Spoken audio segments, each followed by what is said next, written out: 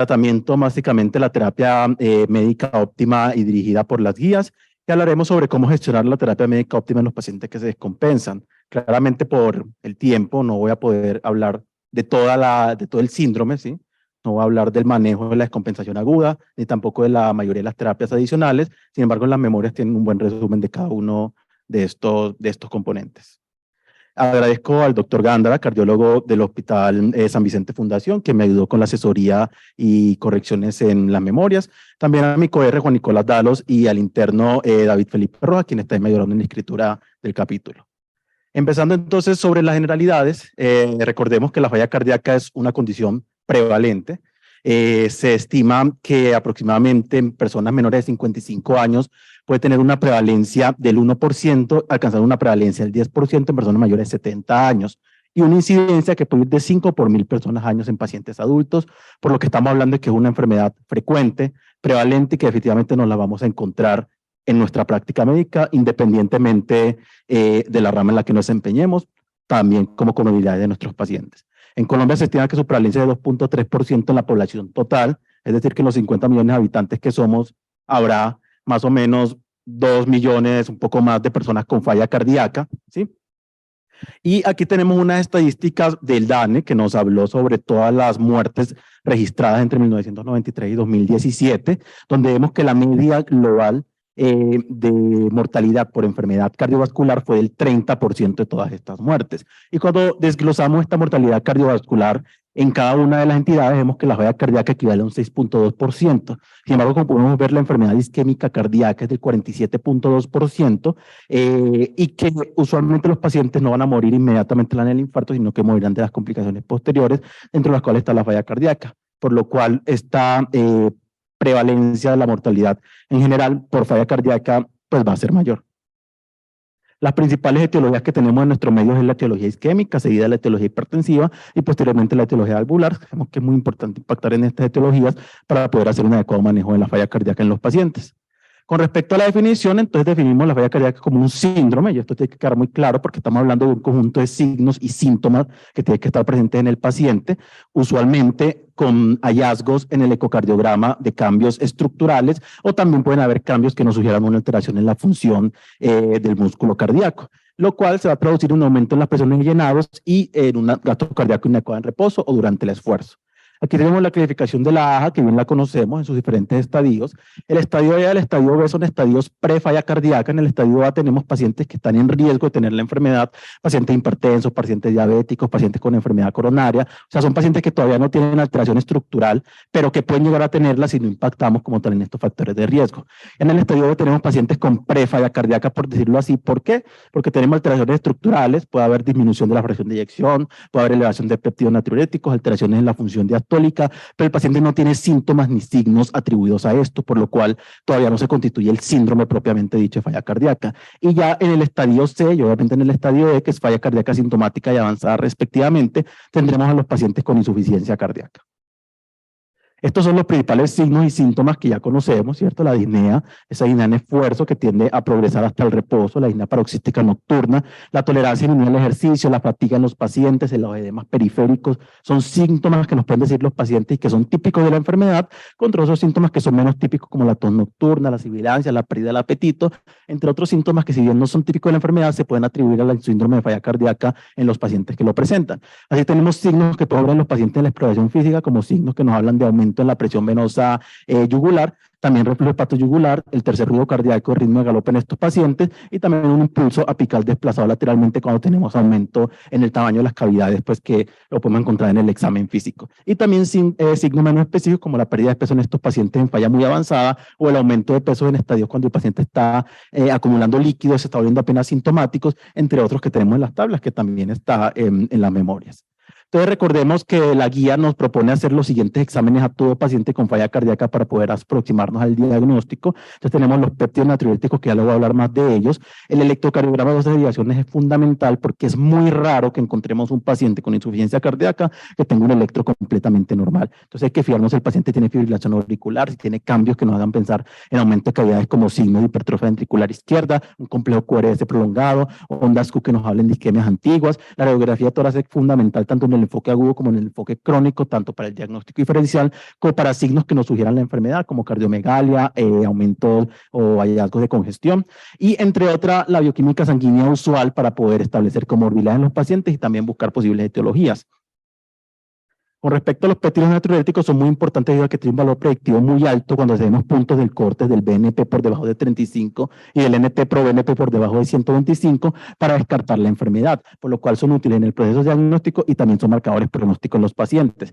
Sin embargo, hay que tener en cuenta que tenemos otras enfermedades y es por eso que carecen de esta especificidad y son más útiles en valor predictivo negativo que nos suben los valores de los péptidos natriuréticos. Entonces, pacientes que tienen tromboembolismo pulmonar, pacientes que tienen un infarto, que tienen una miocarditis, son condiciones cardiovasculares que nos pone a dar los péptidos y no necesariamente el paciente tener un síndrome de falla cardíaca. Así como hay ciertas condiciones no cardiovasculares como por ejemplo los pacientes críticamente enfermos, sépticos, pacientes quemados, pacientes con enfermedad renal crónica, son pacientes que también pueden experimentar o encontrar este aumento de los péptidos sin necesariamente tengan falla cardíaca. Y muy importante estas dos últimas que les tengo aquí en la tabla, que son causas que nos pueden dar péptidos inapropiadamente bajos en los pacientes que a pesar de tenerlos bajos pueden tener síndrome de falla cardíaca, como pacientes obesos, entre más alto tengan el índice de masa corporal, y también pacientes con enfermedad pericárdica, principalmente pacientes con derrame pericárdico al inicio, pueden tener péptidos bajos y cuando se drena el derrame aumentan súbitamente los péptidos natriuréticos. La ecocardiografía ya sabemos que es muy importante porque nos va a poder ayudar a determinar la fracción de eyección del ventrículo izquierdo en los pacientes. También nos pueden dar marcadores de función diastólica y alteraciones en las presiones de llenado a nivel ventricular. Igualmente nos va a ayudar a medir las dimensiones de las cámaras, tanto auriculares como ventriculares, para ver si tenemos estos cambios estructurales que nos apoyan en el diagnóstico. Si el paciente tiene hipertrofia, ver si esta es excéntrica o concéntrica, que nos puede ayudar a dirigirnos a ciertas etiologías de la insuficiencia cardíaca. También anomalías segmentarias en la movilidad de las paredes de los ventrículos que nos pueden sugerir que el paciente tenga una etiología isquémica de base, así como también evaluar la función del ventrículo derecho, la función valvular, digamos, en el contexto de que el paciente tenga una valvulopatía asociada que nos esté impactando en sus síntomas y en su pronóstico, y también hallazgos sugestivos de hipertensión pulmonar. Aquí tenemos la clasificación clásica, pues que ya conocemos, dividimos la falla cardíaca dependiendo de su fracción de eyección del ventrículo izquierdo, dado que esto nos va a cambiar las recomendaciones en el manejo. Una FEI por debajo del 40% la vamos a reconocer como una falla cardíaca con fracción de eyección reducida, entre el 40 y 49% una falla cardíaca con fracción de eyección levemente, ligeramente reducida, y cuando está mayor o igual al 50% tendrá una fracción de eyección conservada, que es en estos pacientes con FEI preservada, donde nos tenemos que ayudar de los otros hallazgos en la ecocardiografía que nos habla de que definitivamente hay un hallazgo estructural, hay un hallazgo funcional, hallazgos que nos hablan de aumento de presiones de llenado, aumento en el volumen de las cámaras cardíacas, también hallazgos de valvulopatías secundarias a la disfunción ventricular que pueden tener los pacientes, y así los péptidos natriuréticos que también nos pueden ayudar. Este algoritmo me gusta mucho, aunque es del Consejo Colombiano del 2017, pues básicamente aquí tenemos la definición de la insuficiencia cardíaca, la definición universal de falla cardíaca, que es un paciente con una clínica compatible, con unos hallazgos compatibles de falla cardíaca, que encontramos péptidos natriuréticos elevados y hallazgos ecocardiográficos compatibles, que básicamente es lo que nos define insuficiencia cardíaca universalmente. Con respecto a la clasificación, ya se las he dicho, la única que me ha faltado nombrarles ha sido la NIJA, la escala NIJA para poder clasificar los síntomas de los pacientes, importante para tomar decisiones terapéuticas y cómo los pacientes se están comportando ante la terapia que les estamos dando. Entonces, es muy importante siempre hacer la clasificación en cada consulta en los pacientes, por la fracción de eyección, por la etiología, que es supremamente importante, ya les voy a ampliar un poquito más de eso, y también por la progresión de la enfermedad en los estadios A, B, C o D de la AJA. Entonces, la etiología, pues tenemos múltiples etiologías, la verdad que arma hablando de cada una da para cada uno un seminario completo, incluso más, pero ten en cuenta que la enfermedad coronaria es la etiología más frecuente en el mundo y en nuestro medio, pero tenemos otras como la hipertensión arterial, las valvulopatías, las arritmias. Pero ¿en qué me quiero detener en esto? Que es importante siempre intentar identificarla en los pacientes, porque el manejo de las etiologías nos va a impactar en el resultado de los pacientes con falla cardíaca. E incluso alguna de estas, como por ejemplo cuando la etiología es arritmogénica, al resolverla, el ventrículo puede tener un remodelamiento reverso e incluso pues mejorar los cambios estructurales que el corazón previamente haya preservado, por lo cual es supremamente importante intentar identificarlas con un interrogatorio para adecuado en el paciente y los exámenes a la ayuda diagnóstica según las sospechas que tengamos. Solamente voy a hacer una acotación con respecto a la etiología isquémica. De pronto es más claro cuando tenemos un paciente con falla cardíaca que tiene antecedente de un infarto, que tiene antecedente de una enfermedad coronaria conocida, pero recordemos que uno de los escenarios en los que se puede presentar un paciente con un síndrome coronario crónico es cuando se presenta con una insuficiencia cardíaca de nueva. Y en esto es difícil porque los pacientes usualmente los estratificamos estratificamos o le hacemos una estrategia de estratificación no invasiva o invasiva dependiendo de la probabilidad pretest que tiene el paciente según los síntomas anginosos y no los síntomas de la falla cardíaca. Es por eso que las guías nos recomiendan que la consideración de pruebas de estratificación en pacientes con falla cardíaca deben ser guiadas únicamente dependiendo de los síntomas anginosos del paciente, siguiendo las guías de síndrome coronario crónico y con el objetivo de hacer una intervención en los pacientes. Y dado que los datos disponibles actualmente apuntan al manejo médico en los pacientes con síndrome coronario crónico, usualmente estas estrategias no las usamos casi, dado que la revascularización sistemática percutánea o quirúrgica no ha mostrado ofrecer un beneficio adicional sobre la supervivencia de estos pacientes. Ya con respecto al tratamiento, la terapia médica óptima y que vamos a dirigir según las guías, entonces antes de hablar de esto, recordemos las medidas no farmacológicas supremamente importantes. Ojalá los pacientes tengan un grupo multidisciplinario, una clínica de falla cardíaca con el fin de garantizar la adherencia y que se le entreguen los medicamentos, porque nada sirve que el paciente salga al consultorio con la fórmula y no se tomen los medicamentos porque no estén disponibles, porque pues no estamos haciendo nada. La vacunación contra enfermedades respiratorias, el mismo esquema que Mateo ayer nos habló en su charla de vacunación en el adulto, importante también para prevenir que los pacientes se nos compliquen más. Tamizaje de depresión, riesgo social en los pacientes, fragilidad, bajo nivel educativo. ¿Por qué? Porque todos estos son factores de riesgo para que se interponen en el autocuidado que tiene que tener el paciente para poder seguir las directrices que le vamos a dar. Y la actividad física regular, importante en los pacientes, porque esto nos ayuda a mejorar la capacidad funcional, y si el paciente manifiesta que no puede hacer ejercicio porque no lo tolera, ofrecerle un programa de rehabilitación cardíaca para que se le pueda aumentar la tolerancia al ejercicio, y el paciente pueda hacer ejercicio en la casa para poder mejorar y mantener su capacidad funcional. Aquí no me quiero detener mucho, porque esos son los estadios A y B de la falla cardíaca. Solamente recordarles que la guía de la AJA nos habla importante en el estadio A, impactar en los factores de riesgo. Entonces, si el paciente hipertenso, manéjele bien la presión. Si el paciente es diabético, manéjele bien su diabetes. Si el paciente tiene antecedente de enfermedad coronaria, manéjele bien su enfermedad coronaria para evitar que progrese un daño estructural mayor. Y ya cuando los pacientes tienen un daño estructural establecido, estas principales recomendaciones son pacientes que tuvieron un episodio isquémico agudo, un infarto, sí, que en pacientes que tengan una FEI o que queden con una FEI por debajo del 40%, usualmente cuando se les hace seguimiento a los 3 meses que en el ecocardiograma, se puede considerar ciertos medicamentos que usamos en falla cardíaca con fracción de eyección reducida, como por ejemplo los IECA, los beta bloqueadores, y pues ya las indicaciones per se que tendrá el paciente dependiendo cómo le fue en el infarto para dispositivos implantables como el CDI. Hablando entonces de la insuficiencia cardíaca con fracción de eyección reducida, este básicamente es el cuadro que nos resume todas las estrategias que tenemos hasta el momento disponibles para impactar en los pacientes con falla cardíaca estadio C. No vamos a hablar de terapias avanzadas, pero entonces tenemos los 4 principales grupos de medicamentos, los medicamentos que nos van a impactar en el eje renina-angiotensina, donde tenemos los IECA y los ARNI o los INRA, pues que tienen el inhibidor de la neprilicina con el ARA2, pues que impactan el eje. Y también pues los ARA2 que van a pasar a ser de segunda opción, los beta bloqueadores, los ISGLT2 y pues los ARNI, como ya les dije. Y tenemos ciertas terapias adicionales que en esta charla solamente me voy a detener en 3, hablar un poco de los diuréticos de levobradina y de las indicaciones de terapia de resincronización cardíaca. Entonces, ¿cuáles son los objetivos que vamos a cumplir en nuestros pacientes? Y es prevenir que el paciente se nos muera, ¿cierto? Evitar que se nos hospitalice constantemente y también mejorar su capacidad funcional y la calidad de vida. Y esto es lo que buscamos dándole medicamentos a los pacientes. Y los principios que vamos a seguir siempre es que, salvo que hay una contraindicación absoluta o una intolerancia absoluta, los pacientes tienen que recibir todos los 4 grupos de medicamentos y la dosis va desde la dosis mínima y vamos aumentando gradualmente para poder garantizar una adecuada tolerancia. Entonces, con respecto a la inhibición del sistema renina-angiotensina, tenemos los IECA, se mantienen como terapia de primera línea en las guías europeas del 2021, esto porque sabemos que el Paradigm, que fue el estudio que mostró los INRA, los pacientes del grupo de tratamiento eran pacientes que venían recibiendo IECAs y que sintomáticamente no mejoraban, entonces se les hizo el switch a los INRA. Entonces, basada en la metodología del estudio, la guía europea nos los mantiene como una terapia sustituta de los IECA. Sin embargo, la AJA, dado los estudios posteriores que se hicieron con respecto a los INRA, pues nos los pone de una vez como terapia primera línea en los pacientes que no tengan tratamiento pues previo con IECAS, y en los pacientes que tengan IECAS intentar hacer el switch con los INRA. Aquí tenemos pues la dosis de cada uno, recordar siempre intentar llevar a los pacientes a dosis máxima, porque la dosis máxima es donde los estudios que evaluaron estos medicamentos mostraron sus beneficios. Los ARA2 acá los pongo como segunda opción porque usualmente los usamos cuando el paciente no tolera los IECA por los efectos adversos o cuando el uso de un INRA pues obviamente no está disponible o no es posible. Igualmente vamos a empezar con dosis bajas y la vamos a ir titulando hasta la dosis máxima que nos tolera el paciente o pues hasta la dosis máxima que nos dice el farmacompendio.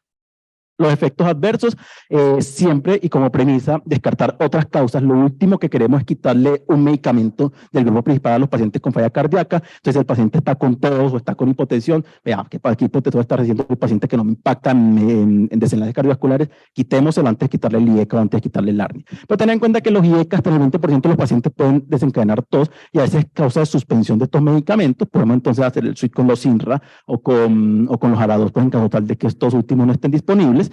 El angiodema, que también se presenta principalmente con los IECAS. La hipotensión, siempre evaluar bien a los pacientes y no quitarlo apresuradamente en el paciente que se presenta con cifras tensionales el límite inferior y que está completamente asintomático, ¿no? Principalmente son pacientes con hipotensión sintomática, pues que ya los rangos de presión definitivamente nos obligan a tener que suspenderlos si no hay otro hipotensor que podamos quitar antes. Y también siempre evaluar en los pacientes el deterioro de la función renal y la hipercalemia, porque pues, por su mecanismo de acción sabemos que pueden impactar. Siempre hacer un seguimiento paraclínico en los pacientes. Usualmente tienen mucha precaución para iniciar estos medicamentos en pacientes con tasa de filtración glomerular menor a 30 y en lo posible algunas autores recomiendan evitarlos. Pero entonces el paciente en el seguimiento, que usualmente hacemos un seguimiento paraclínico de 1 a 2 semanas después de cualquier cambio de la dosis, si tiene una creatinina que aumenta más del 100% del basal o sube por encima de 3.5 o la tasa de filtración no baja por debajo de 20, pues va a ser como un motivo para tener que suspender los medicamentos. Están contraindicados en el embarazo y en pacientes con historia de estenosis de las arterias renales. Los betabloqueadores también son medicamentos de primera línea, siempre los utilizamos en el paciente que está estable eubolémico. Tenemos aquí los principales betabloqueadores con estudios que nos apoyan, que es el bisoprolol, el carvedilol y el metoprolol succinato. Igual, siempre iniciar dosis bajas y aumentar hasta la dosis máxima tolerada que tenga el paciente. Entonces aquí tenemos en la tabla la dosis objetivos, que también estas tablas de dosis las tenemos en la memoria. Entre los efectos adversos, pues los que nos causan los betabloqueadores, entonces bradicardia en los pacientes, bloqueos auriculoventriculares, empeoramiento de una insuficiencia cardíaca aguda cuando lo iniciamos en un paciente que no estaba estable o que no estaba eubolémico, vasoconstricción periférica, depresión, y en los pacientes con psoriasis puede empeorarle los cuadros. Usualmente están contraindicados cuando el paciente tiene un bloqueado avanzado, si no tiene marcapasos. Entonces, ¿qué hacemos? Paciente con bloqueo de tercer grado que necesita el betabloqueador, quizás sea útil ponerle el marcapasos al paciente para poder entonces introducirle por la terapia con betabloqueador, que ha sido uno de los medicamentos que más ha impactado en hospitalizaciones, calidad de vida y mortalidad en los pacientes. Y también está contraindicado en pacientes con isquemia amenazante de la extremidad. Entonces, usualmente cuando los pacientes iniciamos los betabloqueadores y tenemos un empeoramiento de los síntomas, lo primero es siempre aumentar la terapia diurética y evaluar adecuadamente el estado volémico del paciente, y podemos reducir la dosis a la mitad de los betabloqueadores, siempre evitar suspender los medicamentos, reduzcamos la dosis y luego más adelante volvamos a intentar titular. Si hay fatiga marcada en pacientes con frecuencia cardíaca por debajo de 50 latidos por minuto, también podemos reducir la dosis a la mitad y siempre descartar o suspender otros medicamentos que nos puedan estar causando bradicardia y que no tengan impacto en la mortalidad.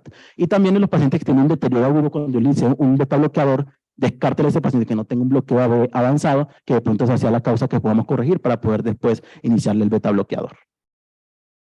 Con respecto a los antagonistas del receptor de mineralocorticoides, los principales son la espironolactona y la plerrenona, también son medicamentos de primera línea. Dentro de los efectos adversos que pueden tener es la hipercalemia, la disfunción eréctil en los pacientes, la dismenorrea y la ginecomastia. Esto es muy importante tamizarlo en los pacientes porque llevan a los pacientes cuando se descubren que este es el medicamento que le está causando la disfunción eréctil, que le está causando la ginecomastia, lo suspenden y pues el paciente va a disminuir la adherencia, por lo cual hay que informársela para que el paciente no las informe y poder tomar medidas al respecto. Aunque la ginecomastia usualmente se ve con la espironolactona, entonces podemos usar la plerrenona en estos pacientes si se presenta.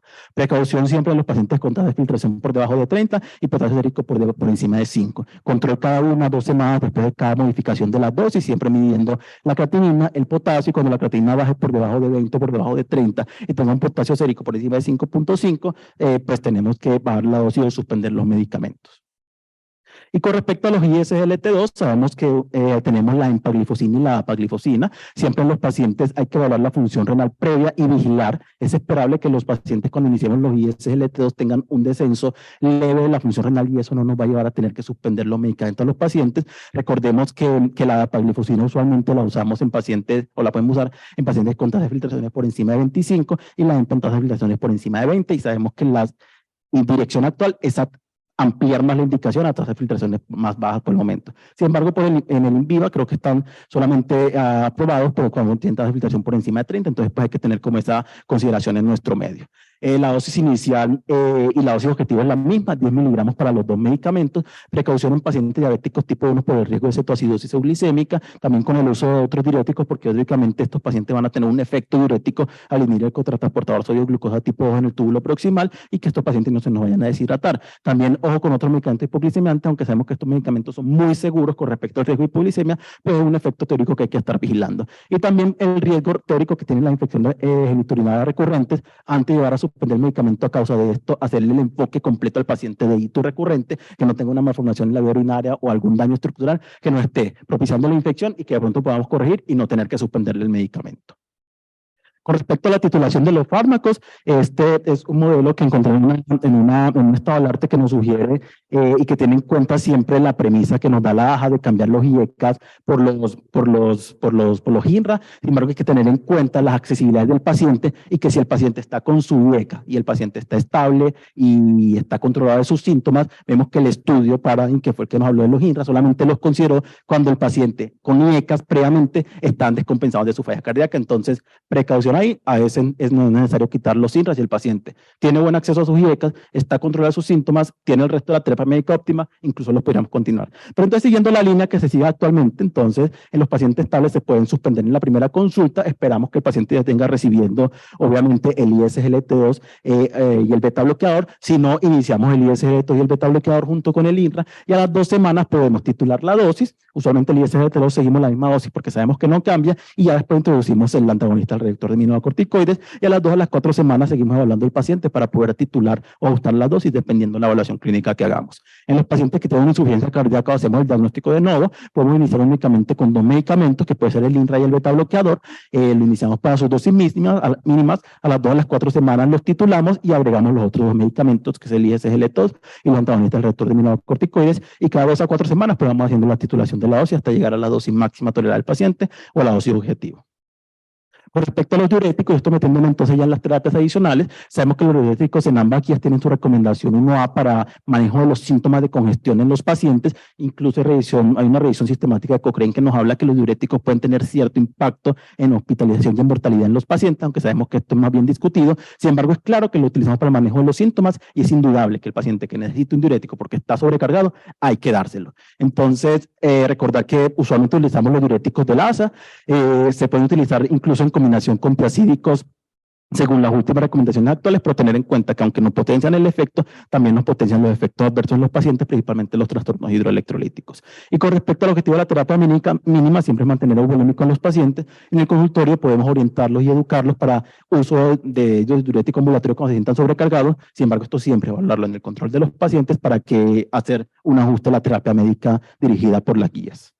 Con respecto a la ivabarina, la guía de la AJA y la guía europea nos recomiendan el tratamiento en pacientes con insuficiencia cardíaca que persisten sintomáticos a pesar de tener una terapia médica óptima, y esto es muy importante. Si el paciente todavía no tiene sus 4 grupos de medicamentos, podemos seguir titulando dosis, hacemos todo esto antes de pasar a las terapias adicionales. Entonces, el paciente tiene que estar en ritmo sinusal con una frecuencia cardíaca menor a 70 latidos por minuto, las guías japonesas nos ponen el punto de corte en 75 latidos por minuto y que el paciente tenga su terapia médica óptima. ¿Cuál es el objetivo de esta terapia? Reducir la hospitalización por insuficiencia cardíaca y la muerte cardiovascular. La dosis inicial usualmente de 5 miligramos cada 12 horas y se puede aumentar a 7.5 miligramos cada 12 horas, luego de 2 semanas según la tolerancia del paciente. Y con respecto a la terapia de resincronización cardíaca, les traigo literal las recomendaciones de la guía europea, y es que en paciente con falla cardíaca que tenga indicación de marcapaso biventricular por un bloqueo auricular de alto grado, debemos preferir una terapia de resincronización cardíaca, inclusive en pacientes con fibrilación auricular. Y ya en pacientes pues sin indicación de marcapasos por un bloqueo AB, que tengan una FEBI menor del 35%, y lo mismo, persisten sintomáticos a pesar de tener una terapia médica óptima, el grado de recomendación es máximo cuando tenemos un QRS mayor a 150 milisegundos y una morfología de bloqueo de rama izquierda. Y como vemos en la presentación, que eso también está en la memoria, el grado de recomendación baja dependiendo si no tiene morfología de bloqueo de rama izquierda o si el QRS solamente está entre 130 y 149 milisegundos. Adicionalmente, podemos hacer terapia upgrade en los pacientes que tienen un CDI de pronto que les quedó después de un infarto, que tuvieron una arritmia ventricular en las primeras 48 horas y pum, se le pudo el CDI con prevención secundaria, o que tuvo un infarto y quedó con la FEBI por debajo de 35 y se mantuvo así, se le puso el CDI. Si el paciente sigue sintomático a pesar de la terapia médica óptima, se puede hacer una terapia upgrade y en esto no nos condicionan el QRS y se le pone un CRT al paciente, un cardioresincronizador, para poder entonces mejorar un poco los síntomas y los desenlaces clínicos del paciente.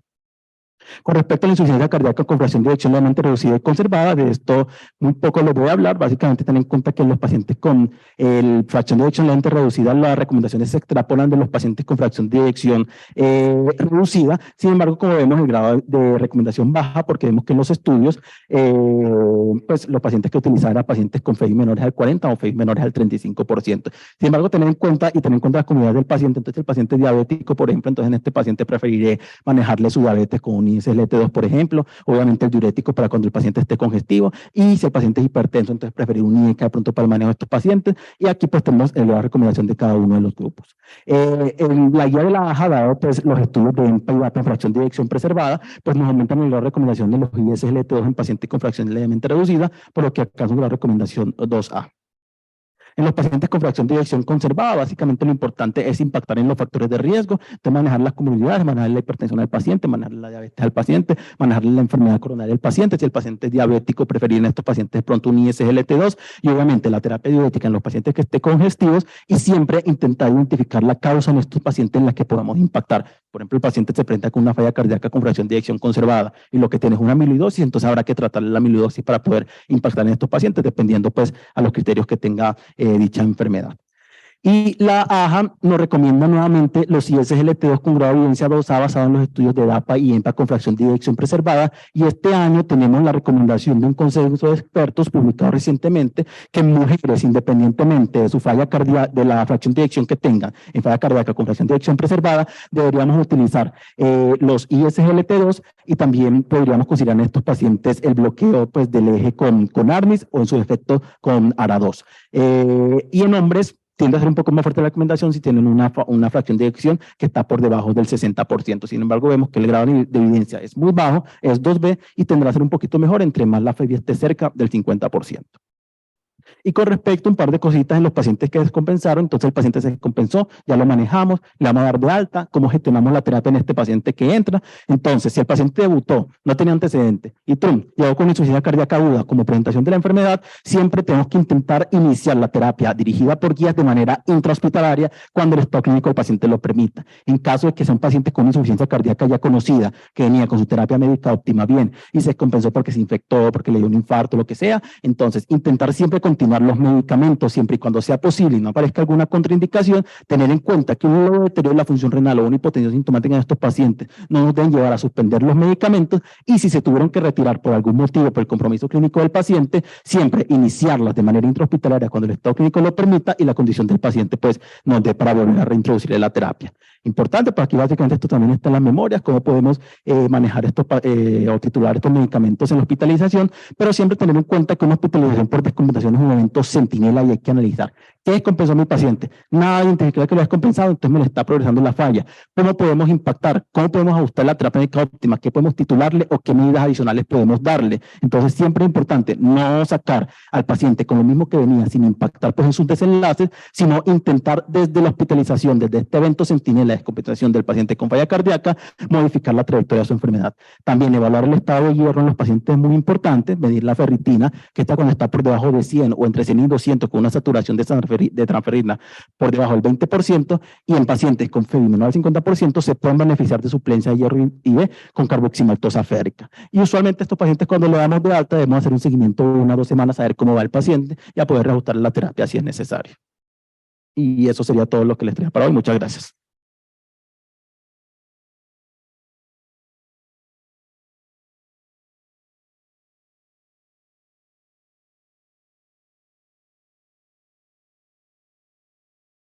Muchas gracias.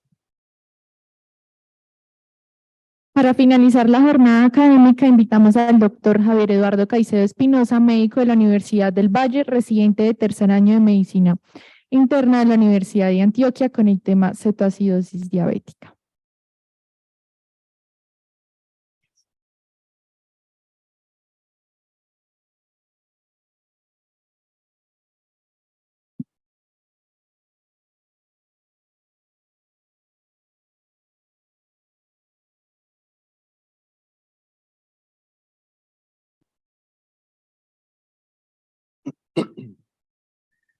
Muy buenas tardes, gracias por la presentación. y muchas gracias a todos por habernos acompañado hasta el final del Congreso. Vamos a hablar entonces de unos escenarios específicos en la cetoacidosis diabética como excusa para tratar entonces la guía británica principalmente del manejo de la enfermedad.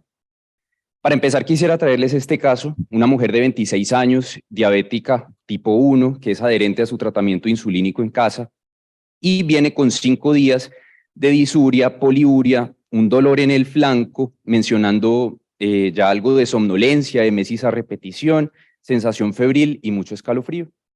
Cuando ingresa, la ven taquicárdica, hipotensa, febril y taquipneica, con unos paraclínicos en los que resaltaba una leucocitosis con elevación de la PCR, una acidosis, una acidemia metabólica de anion gap elevado, con un lactato llamativamente elevado, una glicemia elevada en 260 y cetonas en orina positivas.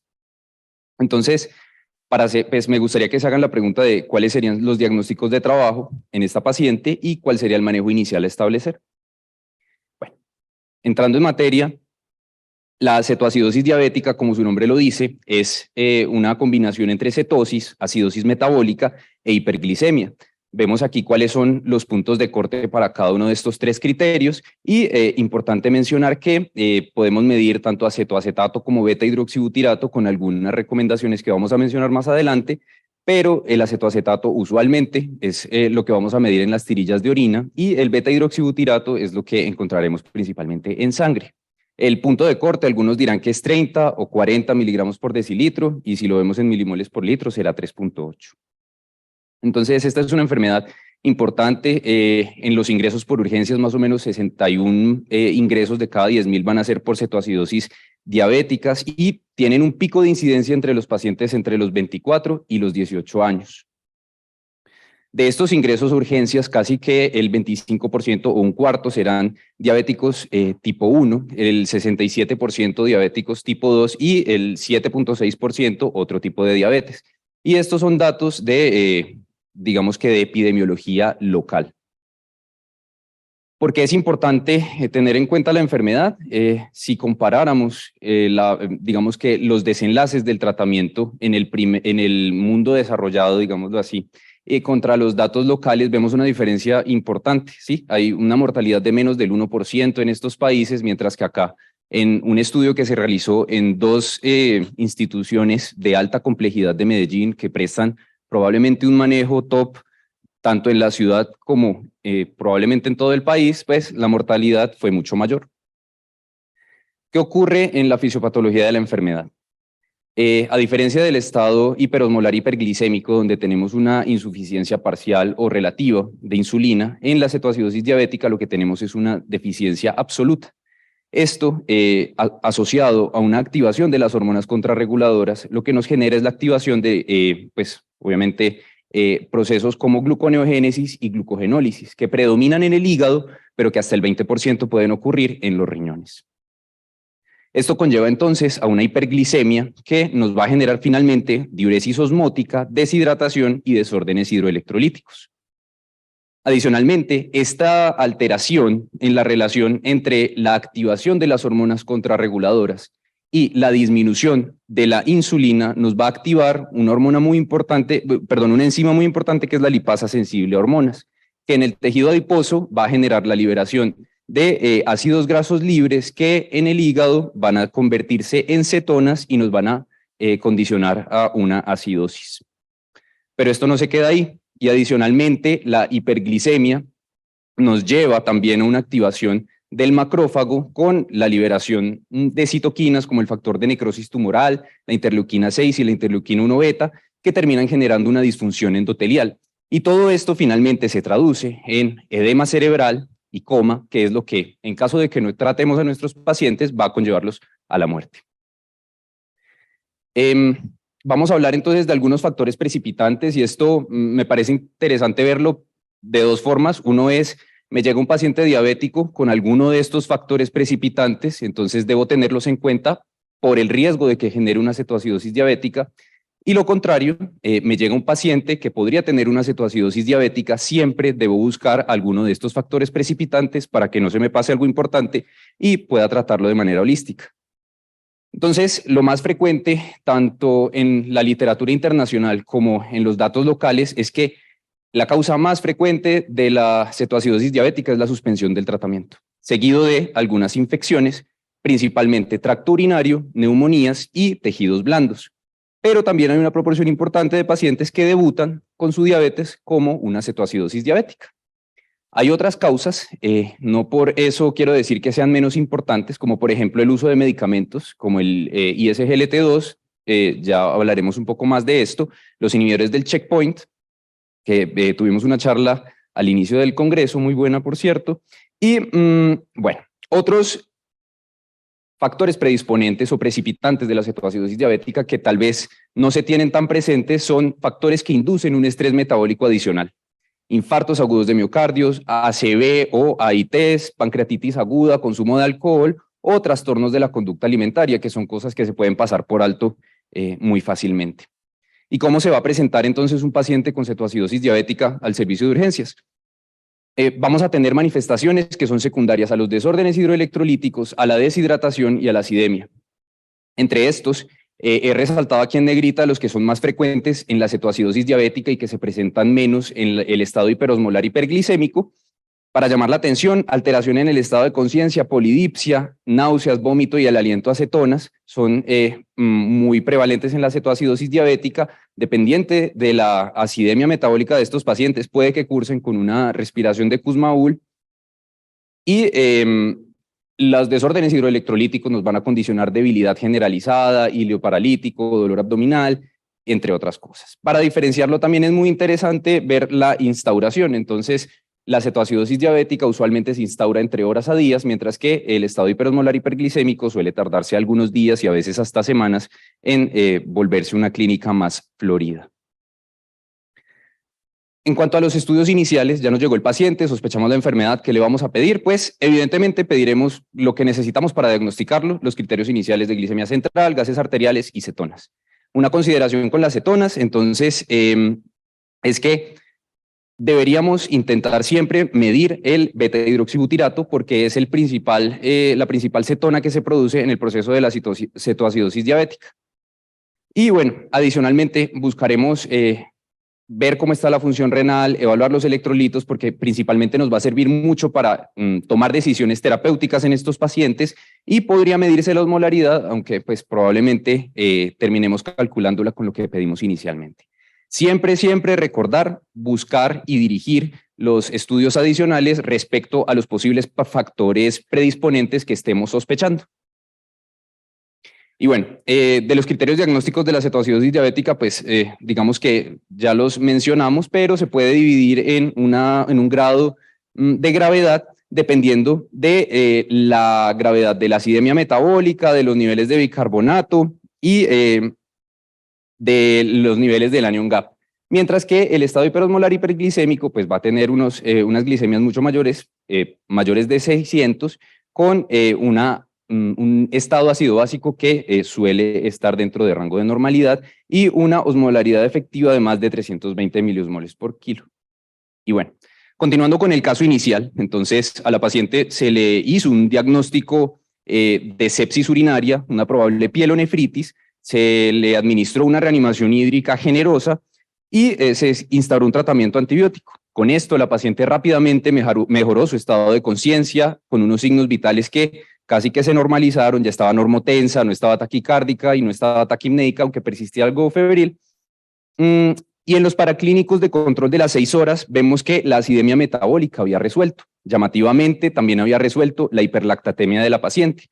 Y las cetonas en orina seguían siendo detectables. Y entonces, ¿por qué traigo este caso? Porque es muy frecuente que pacientes por algún otro motivo de ayuno o por emesis puedan tener cetonas detectables en sangre, pero que el estado de acidemia metabólica no dependa de la cetonemia, sino principalmente de alguna otra causa, como por ejemplo, en este caso, la acidosis láctica, secundaria a un choque séptico. Entonces, no toda cetosis va a ser siempre una cetoacidosis diabética.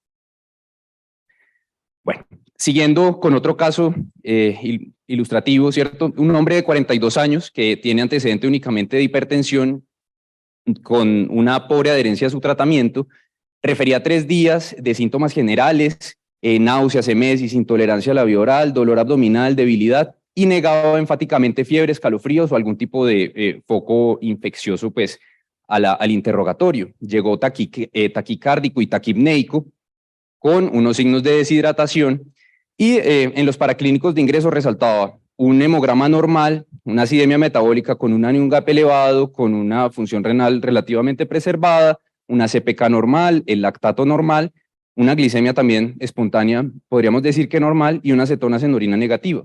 Pues estamos en una charla de cetoacidosis diabética, ¿cierto? Y me gustaría que se preguntaran si qué cosa adicional les gustaría saber de este paciente en los antecedentes. Bueno, vamos a continuar con otro caso. Y esta es una mujer primigestante de 32 semanas, quien refería ya 4 días de mesis a repetición, tanto así que dos episodios eméticos habían sido hasta sanguinolentos, negaba también signos pues, de alguna infección en curso y algún otro tipo de síntomas. También taquicárdica, taquipneica, deshidratada y con somnolencia. Al ingreso, una leucocitosis con neutrofilia, pero con otros reactantes de fase aguda normales, PCR normal, una acidemia metabólica, de anion gap elevado, con una glicemia normal y unas cetonas en orina positivas, francamente positivas. Se le había realizado un panel de psicoactivos que resultó negativo también, ¿cierto? ¿Qué conducta entonces establecerían para tratar a esta paciente? Y bueno, entonces para orientarnos con estos dos casos, al primer paciente se le preguntó que si consumía alcohol. Resulta que él se tomaba 1 litro de aguardiente al día, que eso más o menos es un consumo de 200 gramos de alcohol diarios. O sea, normal pues. Bueno, en este caso, vemos aquí un estudio realizado en el 2000 en el que compararon pacientes con cetoacidosis diabética y cetoacidosis alcohólica, y se vio que muchos, digamos que de la clínica, era muy similar entre las dos. Lo más frecuente en la cetoacidosis alcohólica eran la náusea y el vómito, pero el resto de cosas eran muy similares. Tanto así que las únicas diferencias fueron el grado de hiperglicemia. Los pacientes con cetoacidosis alcohólica suelen estar con unas glicemias normales. El pH de los pacientes con cetoacidosis diabética suele ser mucho más bajo. Suelen tener en promedio potasio mucho, bueno, no mucho, pero sí más elevado, y llamativamente hay una diferencia en los niveles de acetoacetato y los niveles de beta-hidroxibutirato entre estas dos enfermedades. Lo que se ha visto es que el etanol inhibe la producción de acetoacetato y por eso puede ser que este paciente haya tenido un acetoacetato negativo en orina, pero cuando le medimos el beta-hidroxibutirato en sangre, este sí va a estar positivo. Ahora, la relación, vemos aquí entre el beta-hidroxibutirato y el acetoacetato está mucho más elevada en la cetoacidosis alcohólica que en la cetoacidosis diabética.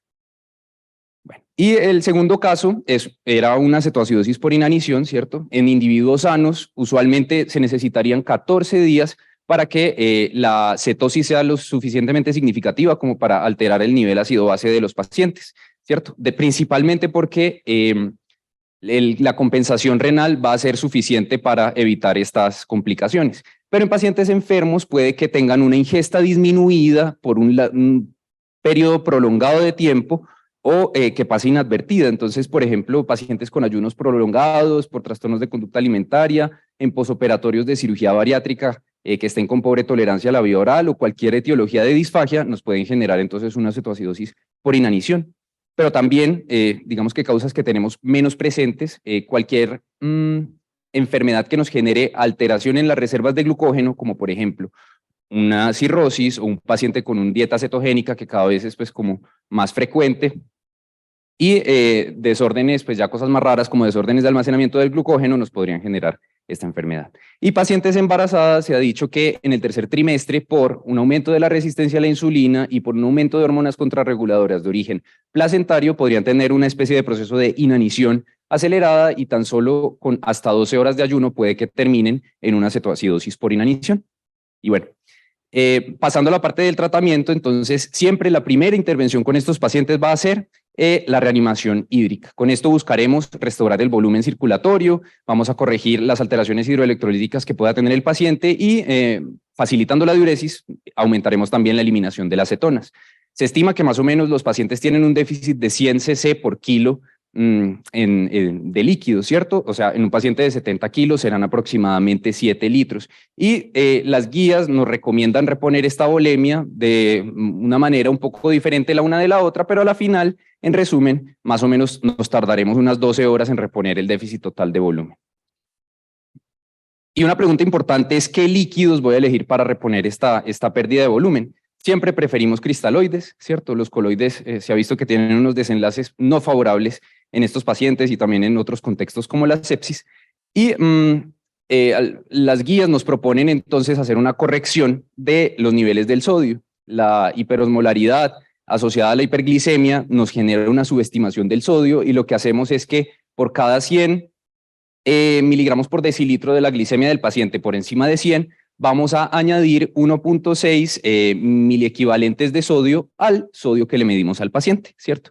Si este resultado es un sodio normal o alto, utilizaremos unos líquidos medio isotónicos, solución salina al 0,45, y si tenemos un sodio corregido bajo, entonces utilizaremos solución salina normal. Y bueno, en cuanto al potasio, los pacientes suelen tener una hipercaliemia facticia. Esto es porque condiciones como la acidosis, la hiperinsulinemia y la deshidratación nos condicionan una movilización de las reservas intracelulares del potasio hacia el espacio extracelular.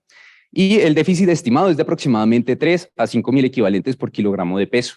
Entonces, si tenemos un paciente que tiene un potasio entre 4 y 5, pues aunque esté entre comillas normal, vamos a tener que reponerle potasio, 20 mil equivalentes por cada litro de solución.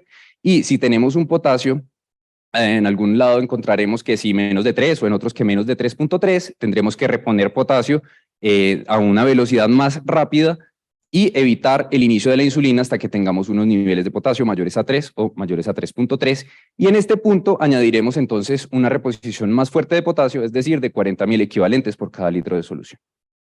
En cuanto a la insulina, digamos que este es el pilar del tratamiento porque lo que tenemos es un déficit de insulina y con esto disminuiremos la producción de cetonas y mejoraremos entonces la enfermedad.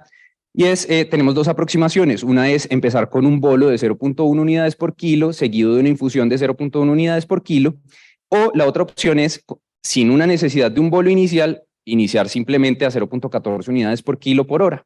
¿Y cómo elegir entre alguno de estas dos aproximaciones? Por ejemplo, si tenemos un paciente muy añoso, con una diabetes de bastante tiempo de evolución, con alto riesgo de generar hipoglicemias, pues evitaremos darle este bolo inicial y probablemente utilicemos la infusión fija. La meta va a ser entonces un descenso del 10% de la glicemia en la primera hora. Y si no lo vamos a lograr, entonces aumentaremos la dosis a 0.14 unidades por kilo por hora o administraremos un bolo adicional de 0.14 unidades por kilo. Una vez logremos unas glicemias menores de 200 miligramos por decilitro, disminuiremos la velocidad de la infusión a la mitad y añadiremos líquidos dextrosados, idealmente pues con dextrosa al 10%. Con una meta de mantener la glicemia entre 150 a 200 hasta que logremos la resolución. Entonces, aquí digamos que hacemos una pausa y hablamos de las insulinas de larga acción. Algo que recalca la guía británica del año pasado es que la insulina que reciba el paciente, si ya tenía un diagnóstico de diabetes previo, debería continuarse exactamente a la misma dosis, hablando de la insulina basal, y en la misma hora que la recibía el paciente pues, en la casa. Y si tenemos un paciente con un diagnóstico nuevo de diabetes, pues iniciaremos una dosis de 0.25 unidades internacionales por kilo al día. ¿Esto por qué? Se ha visto ya en varios estudios que continuar o iniciar una insulina de larga acción en el tratamiento de la cetoacidosis diabética disminuye el tiempo de resolución de la cetoacidosis y evita el riesgo de hiperglicemias de rebote en estos pacientes. Los objetivos terapéuticos, entonces, tal vez nosotros estamos todos más cercanos a las recomendaciones de la ADA, en la cual lo único que seguíamos era la disminución de la glucemia, ¿cierto? De 50 a 75 miligramos decilitro hora y pues obviamente también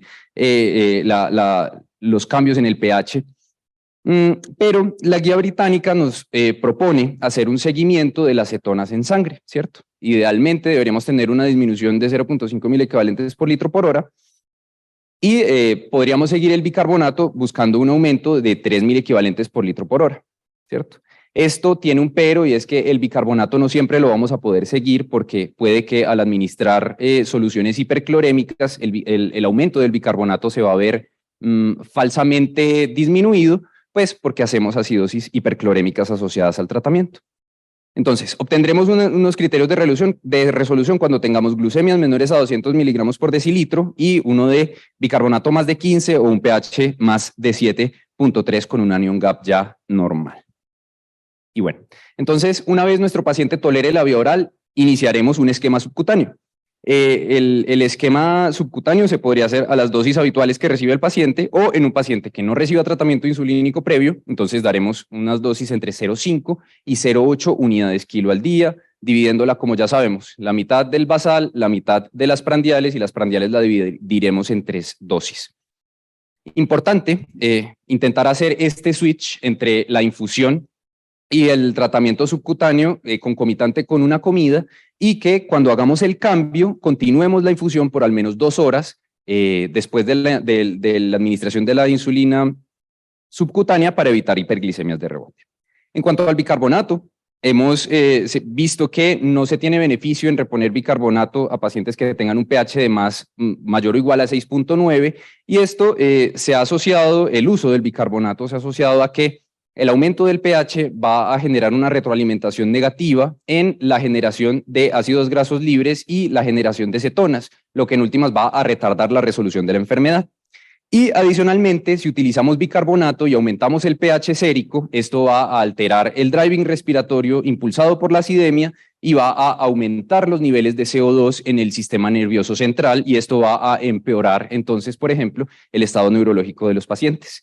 Ahora, ¿cuál es el único escenario en el que se utiliza el bicarbonato? Sobre todo cuando tenemos pHs menores de 6.9 en pacientes con disfunción circulatoria que requieran inotrópicos. En este caso, los inotrópicos pues se ha visto que funcionan mejor en unos pHs más cercanos a los fisiológicos, entonces por eso se podría utilizar de manera un poco pues cuestionable. Bueno, algunos escenarios especiales, pues ya antes de finalizar. Tenemos un hombre de 26 años, diabético, al cual recientemente se le iniciaron medicamentos, metformina, dapagliflozina y vildagliptina, y venía ya con 3 días de astenia marcada, náuseas, emesis, consulta a urgencias por somnolencia, negando otros síntomas, también taquicárdico y taquipneico, deshidratado, somnoliento, con un hemograma normal, una acidemia metabólica de anion gap elevado, una glicemia normal y unas cetonas en orina francamente positivas. Entonces, aquí pues el diagnóstico no hay duda, una cetoacidosis euglicémica y la única diferencia con la cetoacidosis diabética es que se tiene niveles, como lo dice su nombre, normales de glucemia. La sintomatología va a ser exactamente la misma que una cetoacidosis diabética y los factores precipitantes, el más importante va a ser el consumo de ISGLT2, ¿cierto? También otros como no adherencia al tratamiento, infecciones o cirugías mayores, principalmente asociados al periodo de suspensión de la ingesta calórica pues, del perioperatorio. ¿Y qué ocurre con los ISGLT2? Se ha visto, se ha propuesto una posible inhibición de las células beta pancreáticas y una activación de las células alfa, lo que va a generar entonces un aumento de las hormonas contrarreguladoras y una disminución de la insulina. Y en el riñón se genera entonces glucosuria y una reabsorción de las cetonas. Entonces todo esto nos va a generar la enfermedad de la cetoacidosis euglicémica. ¿Y qué hacer entonces con un paciente que esté recibiendo ISGLT2? Siempre suspenderlos si tenemos alguna causa de distrés metabólico. El paciente es diabético, recibe dapagliflozina, nos llega porque está infartado, ok, debería suspenderle. Bueno. Por ejemplo, un ACV debería suspenderle el ISGLT2. Ahora, si prevemos que al paciente, justo ahora estábamos hablando con el profe Robert, si prevemos algún tipo de disminución de la ingesta, ya sea por un perioperatorio, por una imagen que va a requerir algún tipo de ayuno, entonces deberíamos suspender el ISGLT2 para evitar algún tipo de complicación. Y el tratamiento, en caso que ya tengamos una cetoacidosis euglicémica instaurada, va a ser el mismo que hemos hablado de la cetoacidosis diabética, pero empezando como cuando el paciente ya está con una glicemia por debajo de 200. Es decir, de plano empezamos con una infusión de insulina 0.1 con líquidos dextrosados y mantendremos pues esa glicemia entre 150 y 200 hasta que cumplamos los criterios de resolución. El último caso, un hombre de 68 años, diabético, que llega con enfermedad renal ya terminal, viene en hemodiálisis hace años y es anúrico. Lo trae la familiar porque ya lo ve muy deteriorado, somnoliento, desorientado y dice que ayer estuvo en la última sesión de hemodiálisis, la cual toleró adecuadamente, le sacaron 2000 cc sin ninguna complicación. El paciente ingresa taquipnéico con un estado mental deteriorado. Se evidencia pues llamativamente una acidemia metabólica con un anión GAP elevado, una hiperglicemia y beta-hidroxibutirato en sangre positivo. Entonces tenemos una cetoacidosis diabética en un paciente que está en hemodiálisis. ¿Qué ocurre entonces en la cetoacidosis diabética en hemodiálisis? La hipertonicidad asociada a la hiperglicemia nos va a generar un cambio del líquido intracelular al espacio extracelular, y al haber una ausencia de diuresis osmótica, esto nos va a condicionar entonces una hiponatremia y la hipercaliemia, pues que ya conocemos, tanto asociada a la enfermedad renal como la asociada a la acidemia del paciente.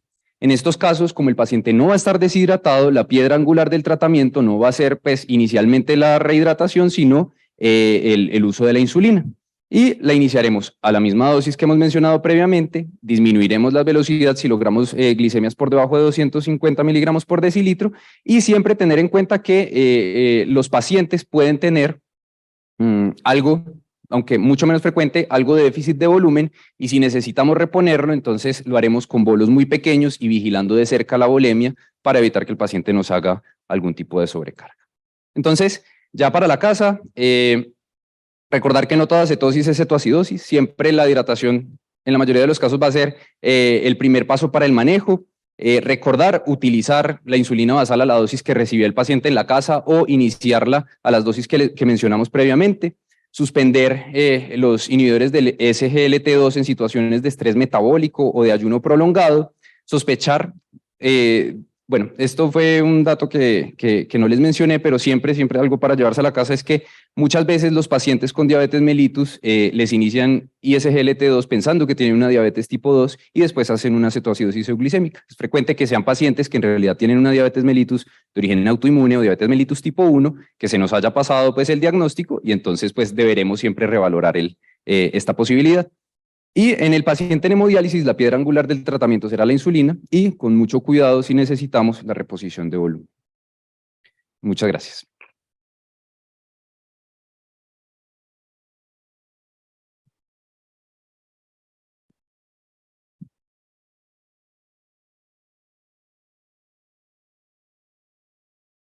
Bueno, los invitamos entonces a los expositores de la tarde nuevamente al escenario para resolver las preguntas.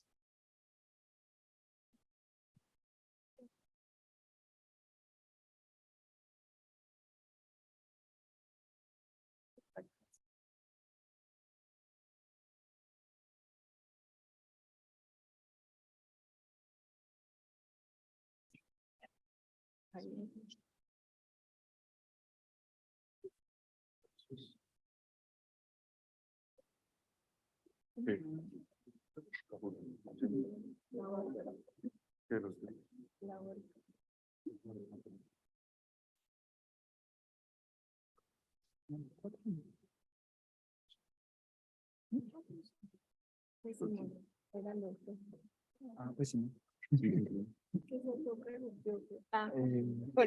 No sé. Las tuyas se autopreguntan. No, me preguntas. Mejor dicho. Bueno, vamos a empezar con unas preguntas por acá. De hipertensión pulmonar no había preguntas, lamentablemente.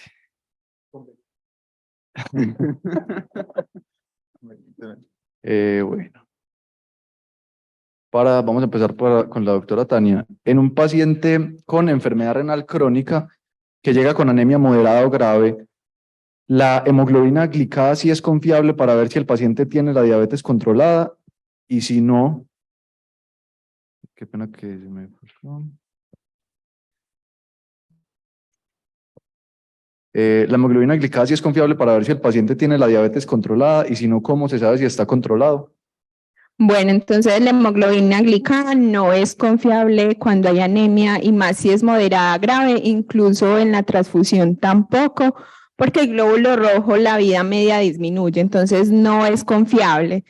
¿Qué se recomienda ahí? Pues qué es lo que dice la guía. Uno puede hacer el automonitoreo, que en palabras paisas pues es glucometría. o si más adelante incluso requiera hierro o eritropoyetina, lo que uno puede hacer es un automonitoreo, un monitoreo continuo de la glucosa. ¿Qué es eso? Eso es un sensor pues que incluso se manda vía MIPRES, se lo administran en el antebrazo pues al paciente, el mismo se lo administra y él le toca chequearse con el celular. Entonces lo queda ya escaneado pues en el celular y ahí sale una cosa que se llama indicador de control de glucosa, que sale en porcentaje y es como algo parecido en una hemoglobina glicada, pero digamos que es muy complejo porque es la glucosa intersticial. Entonces, ¿yo qué digo en conclusión? Hágale glucometrías y si pues en lo crónico no ha podido controlarlo, mándele el sensor. Pues sí, ya para interpretarlo, si algo se remite, porque realmente es complejo un poquito la interpretación.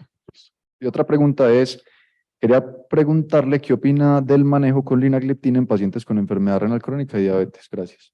Bueno, entonces como les dije, la primera línea siempre es metformina y inhibidor de SGLT2. Usted con eso no logra la hemoglobina glicada, entonces la tercera opción en este caso son las agonistas del receptor GLP-1. No hablé ahí de los inhibidores de DPP-4 porque la idea es no combinar GLP-1 con DPP-4. No es que no se pueda, sino que si usted los combina, digamos que como que pierde la eficacia porque el mecanismo de acción es muy similar. Entonces, ¿yo qué recomiendo? Es mejor iniciar, y como dice la guía, la tercera opción es el agonista del receptor de GLP-1 porque ese ha mostrado que la albuminuria puede reducir. Lo que pasa es que en los estudios los pacientes eran muy poquitos los que tenían la albuminuria, entonces ya hay un estudio que va a salir pues a futuro, se llama FLOW, así como se dice, que es la que va a responder eso, que están haciendo semaglutida en enfermedad renal diabética, a ver si mejora, pues sí, también tiene efectos nefroprotectores.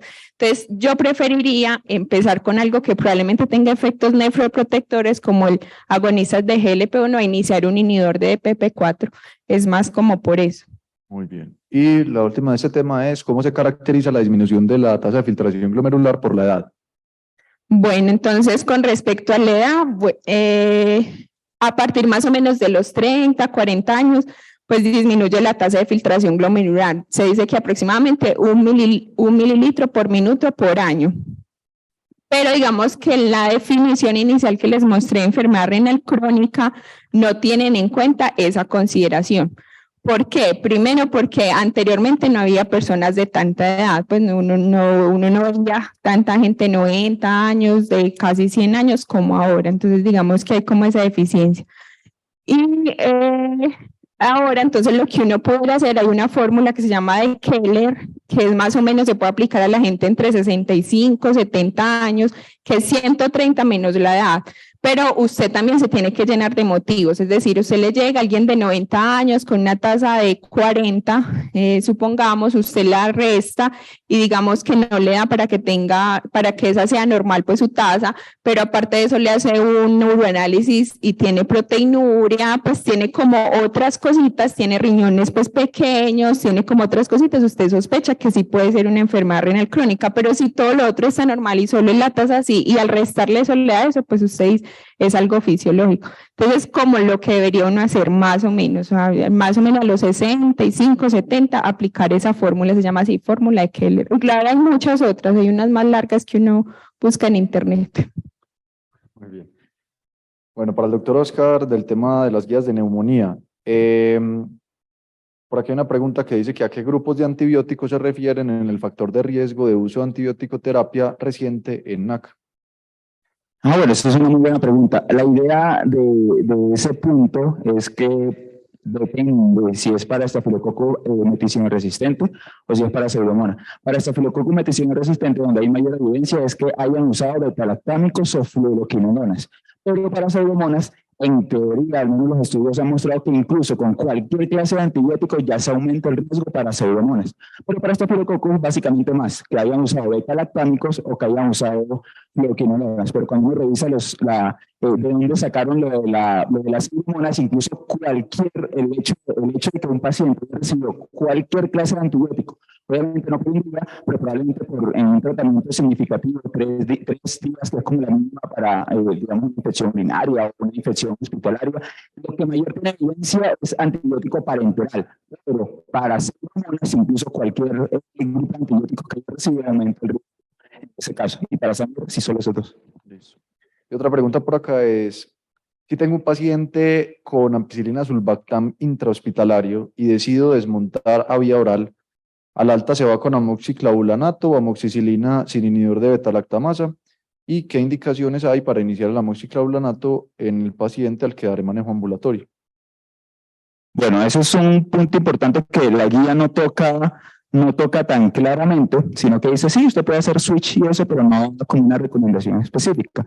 Pero extrapolándolo, por ejemplo, de otras guías como la ICSA del 2019 o incluso de las tablas que coloca de recomendaciones de dosis en la guía colombiana, lo que uno podría hacer en ese paciente que yo uso ampicilina sulbactam es al hacer el switch lo puede hacer con amoxicilina clavulanato, que de hecho la amoxicilina clavulanato tiene una buena biodisponibilidad, a diferencia de, por ejemplo, la sultamicilina, que la biodisponibilidad no es tan buena, entonces uno preferiría en esos casos amoxicilina clavulanato. Eso sí, es importante que el paciente si salta de amoxicilina, es 1 gramo cada 8 horas, no 500 cada 6, sino dosis ojalá altas. Y en esos pacientes, la otra pregunta, hay una segunda parte de la pregunta, ¿Qué indicaciones para iniciar amoxiclavulanato en el paciente ambulatorio? Bueno, entonces amoxiclavulanato sobre todo se enviaría en el paciente ambulatorio que tenga múltiples comorbilidades pulmonares, es decir, ese paciente que tenga, por ejemplo, una EPOC avanzada o que tenga una enfermedad cardiovascular activa que sea muy comórbido, mayor de 65 años, uno pudiese optar en esos casos de sí enviar una amoxicilina clavulanato en vez de amoxicilina. Eso es más convexo en la guía de la ICSA porque la guía colombiana no lo deja muy claro, pero la guía de ICSA sí es, y a la larga todo esto es una extrapolación. Muchas gracias. Y para el doctor Morón, tenemos acá una pregunta que dice así. Paciente de sexo femenino de 60 años con diagnóstico hace 15 años en controles de riesgo cardiovascular en tratamiento con losartán 50 miligramos cada 12 horas, entre paréntesis cifras tensionales en metas. Sedentaria que niega disnea con su actividad física regular. El electro muestra signos de hipertrofia ventricular izquierda. Mapa de 24 horas, adecuado control de cifras tensionales, pero el ecocardiograma muestra hipertrofia ventricular y disfunción diastólica. Se debe iniciar manejo de insuficiencia cardíaca y cómo sería el estudio de las causas, cómo diagnosticamos tempranamente amiloidosis, ¿existe algún tamizaje? Bueno, me están evaluando. Un caso clínico, eso Sí. Entonces veo que hay como 2 preguntas. Primero, si el paciente hay que iniciar el manejo de insuficiencia cardíaca. Pero lo que cuenta el caso clínico que me plantean, pues el paciente al parecer no tiene síntomas de falla cardíaca. Recordemos que hablamos que un paciente que constituye un síndrome de insuficiencia cardíaca cuando tenemos síntomas en presencia de alteraciones estructurales o en la función del corazón. Un cambio estructural, una función diastólica, una hipertrofia ventricular izquierda, pero no tenemos una clínica que nos dé una falla cardíaca. Entonces, es iniciarle un manejo a este paciente para la insuficiencia cardíaca, pues no, porque el paciente no tiene falla cardíaca. Habría que de pronto podemos impactar en este paciente, ver si el paciente, digamos, es diabético, sí, hacerle un ecotamizaje, si en caso tal, pues se beneficiará de pronto el manejo con ISL-2, no para su falla cardíaca, sino para su diabetes, evaluarle bien la función renal del paciente, cómo contestar la tasa de filtración glomerular, si tiene albuminuria, ¿cierto? No hace que el paciente tenga una enfermedad renal crónica, una enfermedad renal hipertensiva albuminúrica y se beneficia del manejo con ISL-2, ¿sí? Pero como tal para la falla cardíaca no me muestra la fracción de eyección que tiene la persona, pero pues por la segunda pregunta pues de supongo que es una fracción de eyección conservada. Entonces, como tal, para tamizaje de amiloidosis, pues que vale a tamizaje, suponemos que tamizaje lo hacemos en personas sanas, ¿cierto? Pues una persona pues, que ya tenemos un hallazgo, no sabemos muy bien la indicación de la ecocardiografía en este paciente, porque al parecer no tenía síntomas de falla cardíaca, solamente una hipertensión que al parecer venía bien controlada, ¿sí? Pero se le hicieron. Entonces, habría que más bien como hacer en este enfoque, el enfoque de una hipertrofia ventricular, porque ayer el doctor Juan Nicolás Dalos nos habló de esta parte, pero con respecto a amiloidosis, pues antes de pronto de uno proceder a una gamografía o o hacer una resonancia magnética. En la historia clínica buscar signos tempranos de amiloidosis. Recordemos que el primer signo que puede aparecer en los pacientes con amiloidosis, incluso antes de las manifestaciones cardíacas, es la disfunción eréctil si es un hombre, ¿sí? Que se ha registrado mucho tiempo antes de los síntomas principales. También la neuropatía periférica, el que este paciente tenga un síndrome del carpo bilateral, principalmente la amiloidosis AL, evaluarle bien los bits, evaluar de pronto otras cositas que nos puedan sugerir este diagnóstico antes de empezar el compromiso cardíaco. Porque reconozco que la hipertrofia ventricular, las principales causas es la obesidad y la hipertensión, leer bien ese mapa, ¿cierto? Ver que el paciente realmente está adecuadamente controlado de su presión arterial, y si tiene ecocardiogramas previos, intentar evaluar si ha habido alguna progresión de de los cambios de los volúmenes ventriculares. Caso que no, pues antes de continuar con otros estudios, un BNP sería útil, porque un BNP sí ya tenemos alteraciones estructurales y funcionales, porque usualmente los pacientes con amiloidosis, principalmente los pacientes con amiloidosis AL, elevan el BNP mucho tiempo antes de aparecer los síntomas con insuficiencia cardíaca. Entonces, si el paciente, digamos, encuentra un BNP normal, eso me va a bajar mucho la probabilidad de que tenga una amiloidosis cardíaca. Y adicionalmente, pues antes también de pasar a otros estudios, evaluar pues, que el paciente no tenga evidencia sérica de una paraproteína, ¿cierto? En el contexto de una amiloidosis AL nuevamente, porque sabemos que la por transferretina pues no nos lo va a dar. Y bueno, ya si de todos modos, en todos los estudios que le hago al paciente, efectivamente está bien controlada la presión arterial, no tiene más nada que me explique el paciente, un paciente delgado, flaco, buen controlado su presión arterial, se le hacen los estudios de las otras causas de hipertrofia ventricular y no hay más nada. Pues bueno, recordemos que la guía del 2021 de la Sociedad Europea nos recomienda que en el paciente que uno sospeche una enfermedad infiltrativa o una enfermedad de depósito, someter a este paciente a una resonancia cardíaca en últimas para poder intentar hacer el diagnóstico, porque claramente si tratamos y si descubrimos una amiloidosis en el contexto, por ejemplo, de la AL, antes de que el paciente desarrolle síntomas y eleve los BNP por encima de ciertos valores, van a tener mejor respuesta al tratamiento. Pero pues, me parece que muy pronto comparamos de esto, pienso que hay otros datos que podemos indagar en el paciente antes de considerarlo. Sin embargo, me parece útil o bueno, vamos a tenerlo en cuenta como para dentro del ejercicio diagnóstico que se le va a hacer a este paciente posteriormente. Muchas gracias, doctor. Un par de preguntas más, pero por temas de tiempo vamos a hacer ya el Kahoot y del auditorio, entonces esta la responderemos por correo. Entonces vamos a hacer ya el Kahoot.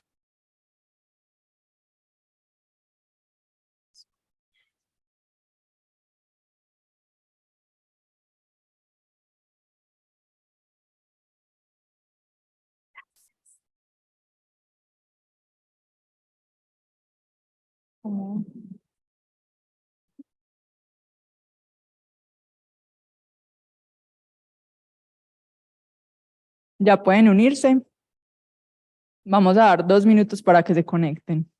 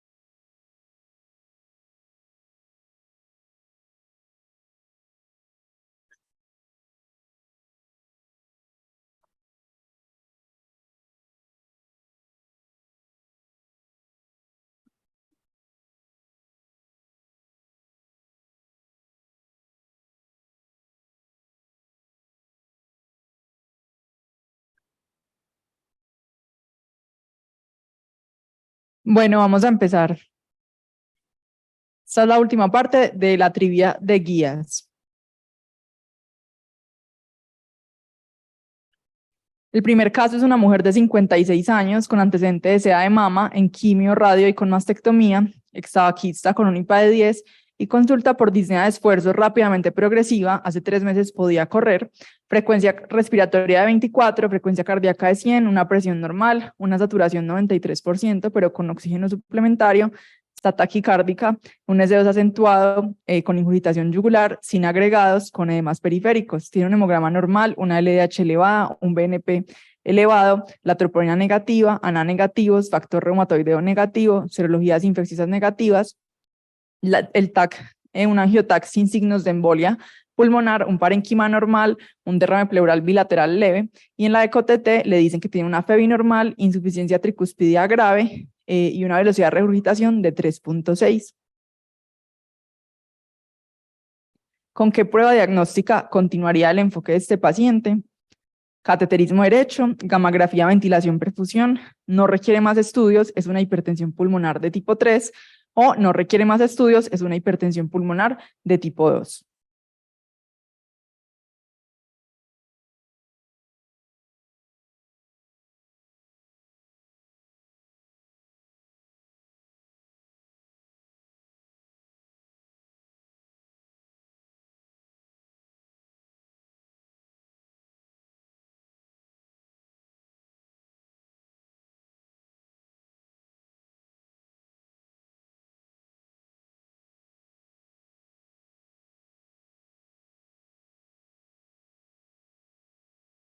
Y la respuesta correcta es gammagrafía, ventilación por perfusión. Tiene una alta probabilidad de hipertensión pulmonar de entrada por la ecocardio y no tiene otros hallazgos de otros tipos lo suficientemente sugestivos como para confirmarla, entonces necesitaría, a pesar de un angiotac negativo, hacer una gammagrafía. El segundo caso es una paciente de 58 años con antecedente de infarto agudo de miocardio hace 2 años y consulta porque desde hace 4 meses presenta disnea progresiva. El ecocardiograma muestra una FEBI del 38%, trastornos segmentarios de la contractilidad de la pared inferior, una velocidad de regurgitación que es menor de 2.8, una aurícula derecha de 24 centímetros cuadrados, está aumentada, un diámetro de la arteria pulmonar de 28. Con el caso anterior se puede afirmar que tiene una insuficiencia cardíaca descompensada con probabilidad baja de hipertensión pulmonar, que en el cateterismo probablemente encontremos una hipertensión pulmonar precapilar aislada, que la probabilidad de hipertensión pulmonar es intermedia, dados los signos indirectos de la ecocardio, o que el diámetro de la arteria pulmonar sugiere que sea una hipertensión pulmonar tromboembólica crónica.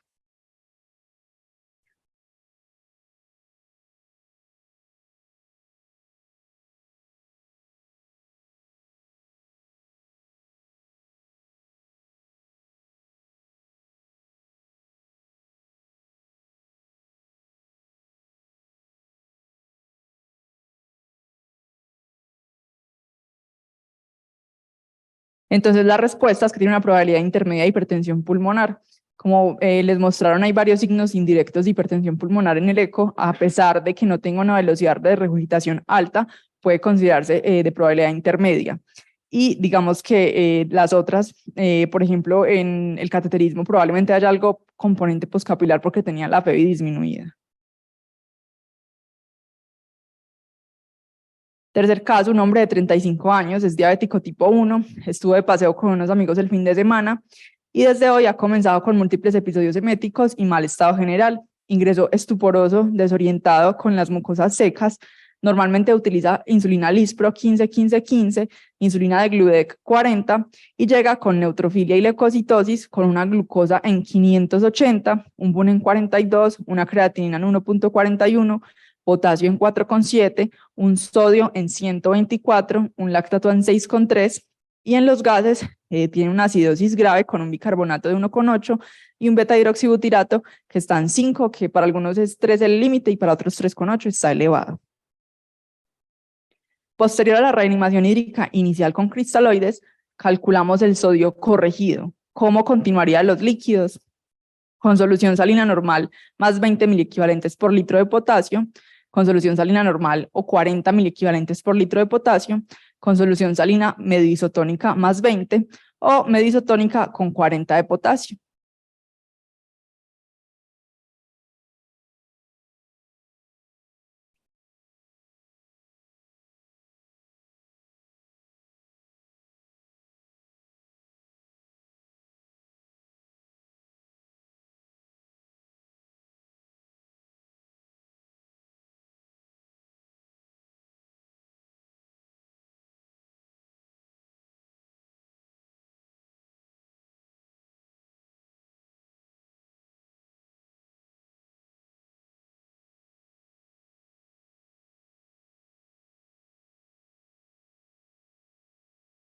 Y la respuesta es solución salina normal más 20 miliequivalentes por litro.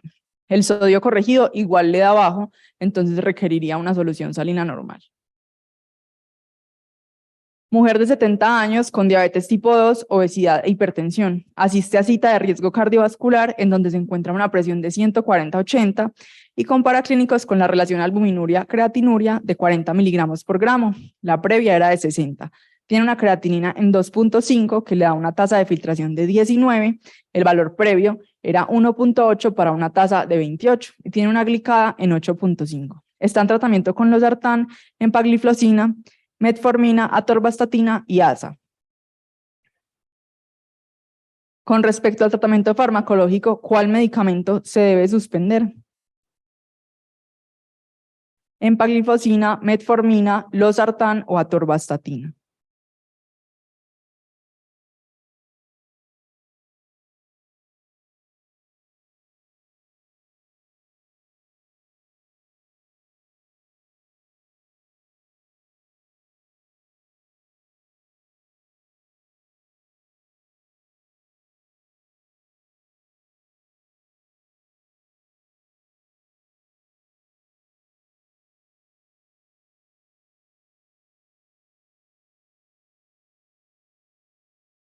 Y la respuesta es metformina. Los siguientes podrían continuarse.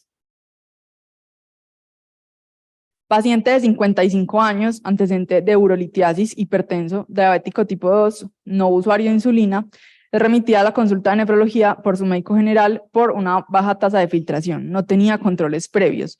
Al examen físico con edema de miembros inferiores, con presión arterial de 145/95, hemoglobina de 13, glóbulos blancos de 7100, glucosa en 100, ácido úrico de 5.4, creatinina de 1.11, la tasa de filtración calculada le da 56 con un BUN de 24, un sodio normal, potasio normal, PTH en 35 y la albuminuria creatinuria es de 80 miligramos por gramo. Después de 3 meses de tratamiento con IECA a dosis máxima y con un ISGLT2 se toma una nueva albuminuria creatinuria de control que es reportada en 310 miligramos por gramo. En el mundo ideal, ¿cuál sería la conducta más adecuada? Espironolactona 25 miligramos al día, eplerenona 50 miligramos al día, finerenona 10 miligramos al día o furosemida 40 miligramos al día.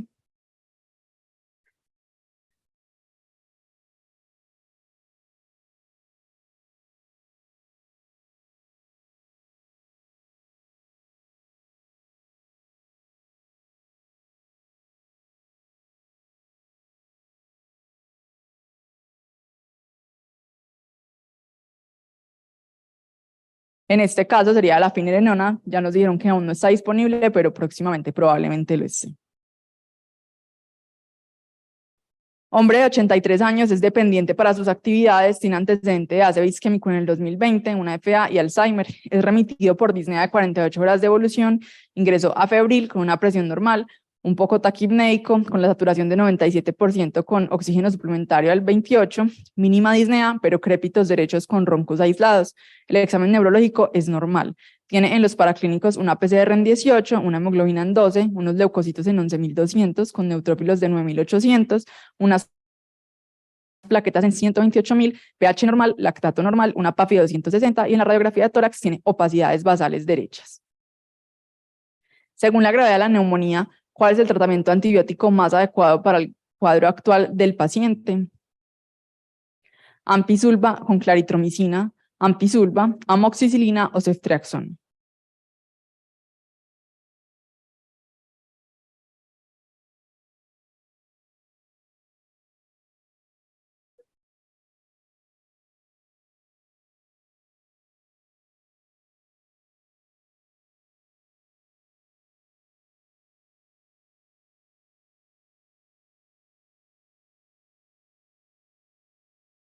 Y la respuesta es ampicilva, no es un paciente críticamente enfermo ni tampoco es un paciente apropiado para darle un manejo únicamente ambulatorio en este momento. Hombre de 84 años, hipertenso, diabético y fumador, tiene 4 stents por antecedente de infarto, consulta por cuadro clínico de 15 días de náuseas, disnea progresiva hasta los mínimos esfuerzos y leve sensación de opresión con el esfuerzo.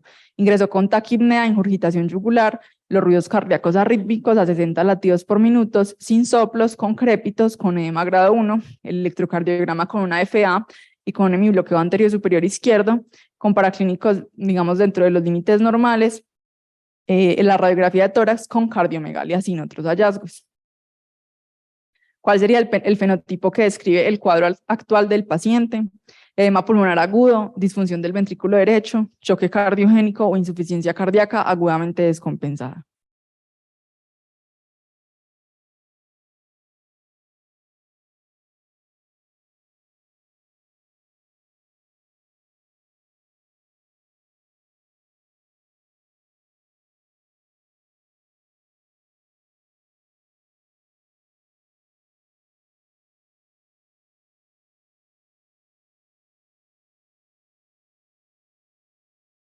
Y la respuesta es insuficiencia cardíaca agudamente descompensada. Y la última pregunta es, este paciente llega al mes a consulta con una fracción de eyección del 35%. ¿Cuál de estas combinaciones sería la mejor? Losartán más carvedilol más espironolactona más soquitril valsartán, enalapril con carvedilol, espironolactona y dapagliflozina, losartán con carvedilol, ibabradina y espironolactona, enalapril, carvedilol, empagliflozina y ibabradina.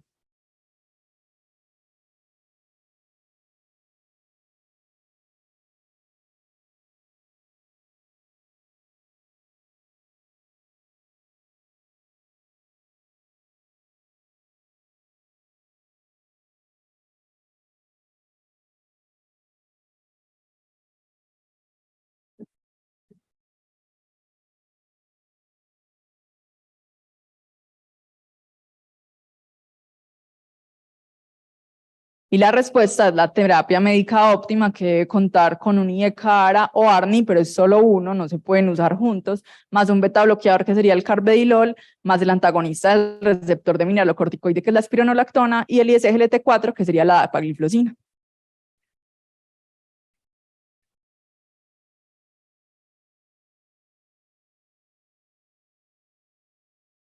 En tercer lugar, Sofía. En segundo lugar, María. Y el ganador es Noria.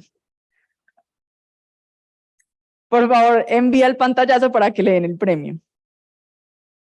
Muchas gracias por acompañarnos en el Congreso. Hemos llegado al final. Los esperamos el próximo año.